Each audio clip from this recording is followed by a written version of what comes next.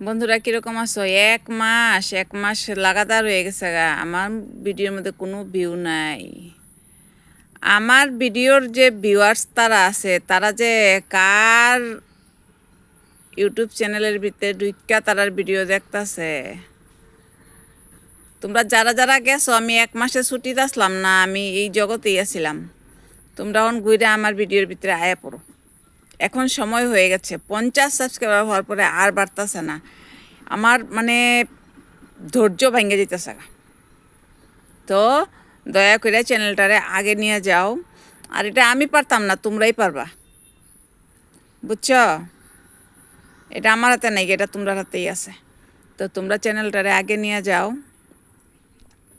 তোমরা যদি চ্যানেলটারে আগে নিয়ে যাও তাহলে কি বোঝানো, তাহলে আমি আগে বাড়ব।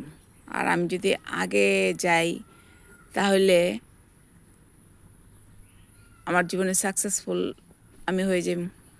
আর যদি আমার জীবনে সাকসেস হই আমি, তাহলে তাহলে অনেক মানুষের উপকার হইব।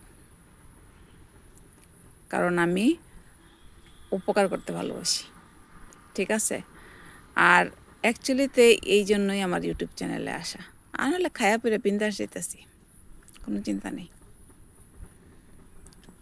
খাওয়ারও অভাব নাই, পড়ারও অভাব নাই, থাকারও অভাব নাই, কারোর কোনো কিছু করতে পারি না, কোনো অসহায়রে সাহায্য করতে পারি না। এটাই কষ্ট।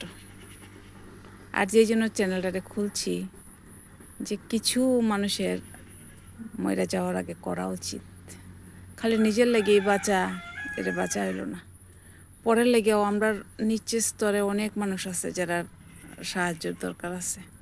বন্ধুরা, আমার চ্যানেলটারে আজকে সত্যি কথা আমি মনের থেকে কইতেছি, তোমরা 50টা সাবস্ক্রাইবার আমারে সাবস্ক্রাইব করছো আমার চ্যানেলটারে।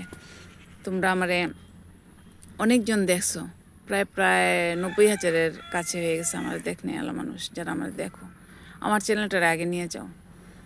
আমি গরিবদের জন্য কিছু একটা করতে পারি, 100 জনও যদি করতে পারি কিছু ভালো, তো আমি আমার নিজেরে মনে করবো যে এই পৃথিবীতে আসা আমার সার্থক হয়েছে। প্লিজ আজকে আমি রিকোয়েস্ট করে কইতেছি, আমার চ্যানেলটারে আগে নিয়ে যাও। আর এটা তোমরাই পারবা, আমি পারতাম না।